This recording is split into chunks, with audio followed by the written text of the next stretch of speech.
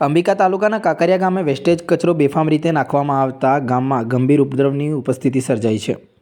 કચરાના ઢગલાને કારણે દુર્ગંધ અને રોગચાળો ફેલાવાની ભીતિ વધતા ગ્રામજનોએ મહુવા પોલીસ સ્ટેશનમાં લેખિત ફરિયાદ નોંધાવી છે। આ સાથે ગ્રામજનોએ મામલતદાર મહુવા સમક્ષ પણ રજૂઆત કરી છે કે કોઈ રોગચાળો ફેલાય તે પહેલાં તંત્ર તાત્કાલિક કાર્યવાહી કરે। જો સમયસર કાર્યવાહી નહીં થાય તો આવનાર દિવસોમાં જે તે સરકારી કચેરીઓ સામે આ કચરો નાખવામાં આવશે તેવી ચીમકી પણ ઉચ્ચારવામાં આવી છે। હાલ સમગ્ર મામલો તંત્રની કાર્યવાહી પર નિર્ભર છે। હવે જોવાનું રહ્યું કે તંત્ર આ ગંભીર સમસ્યાને કેટલા સમયમાં ઉકેલે છે। પરિમલ પટેલ, પૂર્વ તાલુકા પંચાયત સભ્ય શેખપુર।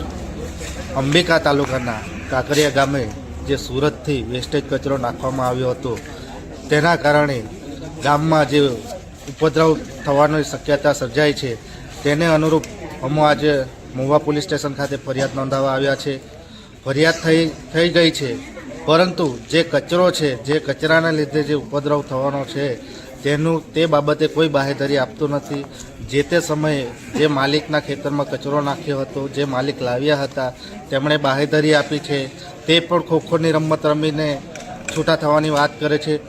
જેથી આ બાબતે જો કચરાનો નિકાલ નહીં કરવામાં આવે તો આવનારા દિવસોની અંદર અમે જે તે કચેરી ખાતે આ જે કચરો નાખ્યો છે તે કચેરી ખાતે કચરો નાખવાની ચીમકી આપીએ છીએ અને આવનારા સમયમાં ખૂબ મોટું આંદોલન થશે એવી બાહેધરી આપી।